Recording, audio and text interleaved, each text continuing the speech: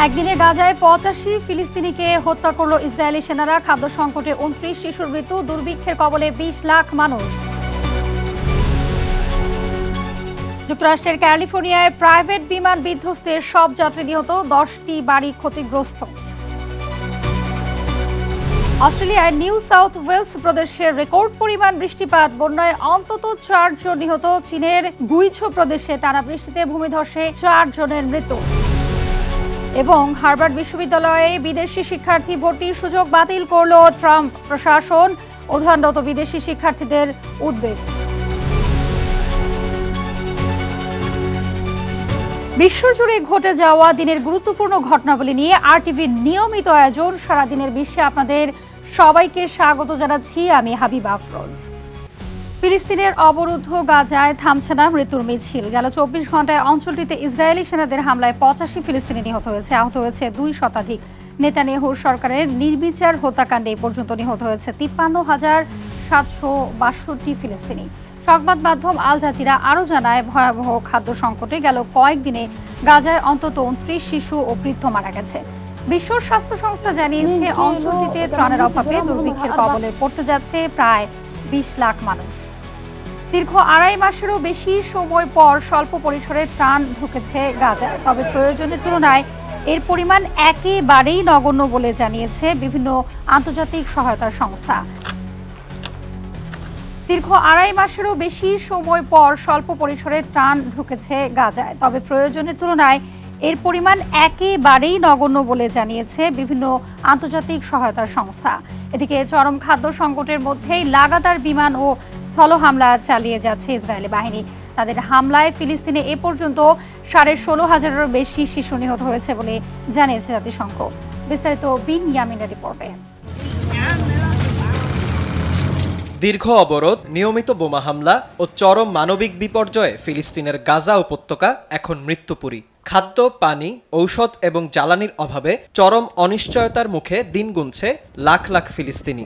গেল ১ মাসে বেশ কয়েকবার দুর্ভিক্ষের হুঁশিয়ারি দিয়েছে জাতিসংঘের অঙ্গ সংগঠনগুলো। আন্তর্জাতিক চাপের মুখে গেল কয়েকদিনে অবশেষে শতাধিক ত্রাণবাহী ট্রাক প্রবেশ করেছে গাজায়। এগুলোতে আটা, শিশু খাদ্য ও অন্যান্য খাদ্য সামগ্রী রয়েছে। এর আগে সোমবার প্রথমবারের মতো ৫ ট্রাক ত্রাণ প্রবেশের অনুমতি দেয় ইসরায়েলি বাহিনী। গাজার পরিবহন কর্তৃপক্ষ জানায়, এসব ত্রাণ এখন বিভিন্ন এলাকায় ছড়িয়ে দেয়া হচ্ছে। চলতি বছরের ২ মার্চ থেকে গাজায় সব ধরনের মানবিক সহায়তা প্রবেশে নিষেধাজ্ঞা জারি করে ইসরায়েল। এর দীর্ঘদিন পর এখন খাদ্যপণ্যের যোগান আসায় ক্ষুধার্ত ফিলিস্তিনিদের মুখে খাবার তুলে দিতে স্বল্প পরিসরে চালু হয়েছে। যুক্তরাষ্ট্রের ক্যালিফোর্নিয়ায় একটি প্রাইভেট বিমান বিধ্বস্তের ঘটনা ঘটেছে। এতে বিমানে থাকা সবাই নিহত হয়েছে বলে ধারণা করছে অঞ্চলটির ফায়ার সার্ভিস কর্তৃপক্ষ। বৃহস্পতিবার ক্যালিফোর্নিয়ার সান দিয়েগো শহরের আবাসিক এলাকায় এই দুর্ঘটনাটি ঘটেছে বলে নিশ্চিত করেছে সংবাদ মাধ্যম বিবিসি। এতে এলাকাটির অন্তত ১০টি বাড়ি ক্ষতিগ্রস্ত হয়েছে। পুড়ে গেছে রাস্তায় থাকা অনেক যানবাহন।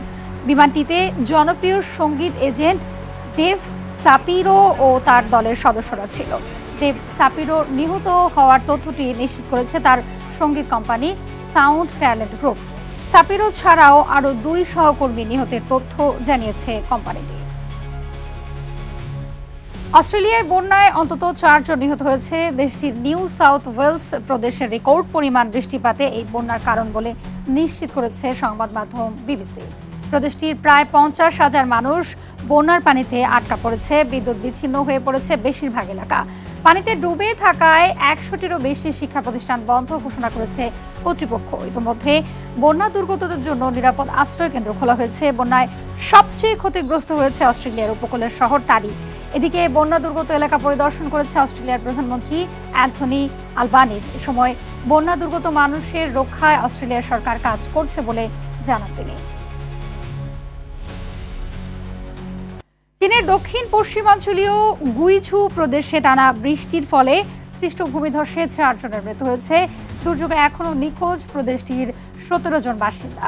চীনের রাষ্ট্রায়ত্ত সংবাদ মাধ্যম সিসিটিভি তাদের প্রতিবেদনে জানায়, প্রদেশের চাংশি শহরে ২ জন এবং কিংইয়াং গ্রামের কাছে আরও ২ জন মারা গেছে।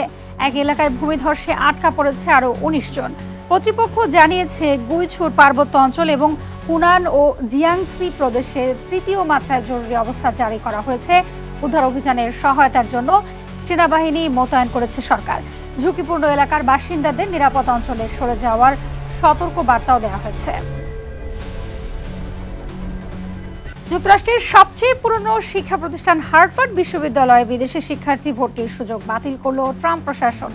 এর আগে ইহুদি বিরোধিতার অভিযোগ এনে বিশ্ববিদ্যালয়টির জন্য বরাদ্দকৃত সরকারি তহবিল কাটছাঁট করেছিল হোয়াইট হাউস। হঠাৎ ট্রাম্প প্রশাসনের গৃহীত সিদ্ধান্তটি দেশটির অন্যান্য বিশ্ববিদ্যালয়ে অধ্যয়নরত বিদেশি শিক্ষার্থীদের মনে শঙ্কা তৈরি করেছে। অনেকে ট্রাম্পের পদক্ষেপটিকে অন্যান্য বিশ্ববিদ্যালয়ের জন্য সতর্ক বার্তা বলে মনে করছে। বিস্তারিত অর্ণব প্রসাদের রিপোর্টে।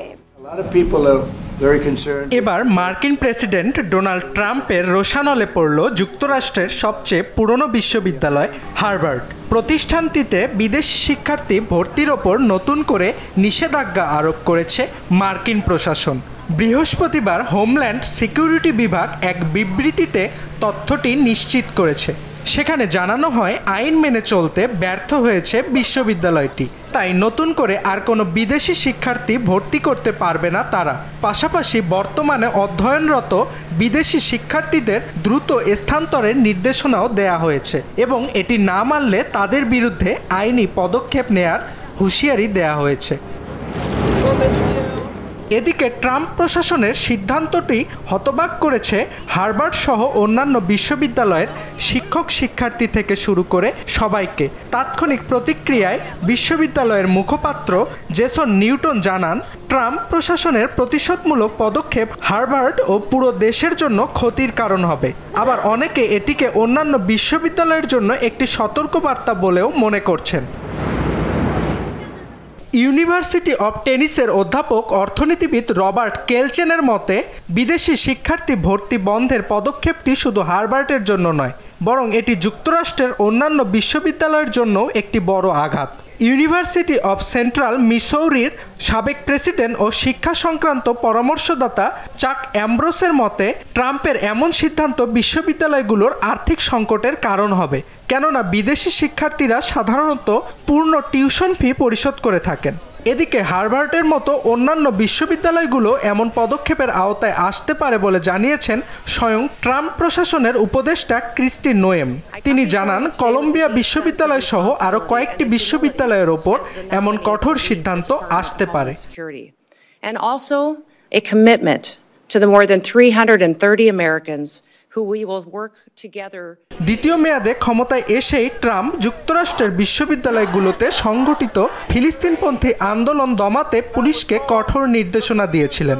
এ লক্ষ্যে হার্ভার্ড বিশ্ববিদ্যালয়কে বেশ কিছু নির্দেশনা মেনে চলতে বলেছিলেন ট্রাম্প প্রশাসন। তবে নির্দেশনাগুলোকে বাক প্রকাশের স্বাধীনতার লঙ্ঘন বলে সেগুলো মানতে অস্বীকৃতি জানিয়েছিল বিশ্ববিদ্যালয় কর্তৃপক্ষ। অর্ণব প্রসাদ, RTV। উত্তর কোরিয়ার ৫,০০০ টনের একটি যুদ্ধ জাহাজ উদ্বোধনের সময় ভারসাম্য হারিয়ে সেটি আংশিকভাবে পানিতে উল্টে যায়। এতে যুদ্ধ জাহাজের নিচের কিছু অংশ ভেঙে যায়। দেশটির পক্ষ থেকে বলা হয়েছে, দুর্ঘটনাটি ভারসাম্যহীনতার কারণে হয়েছে।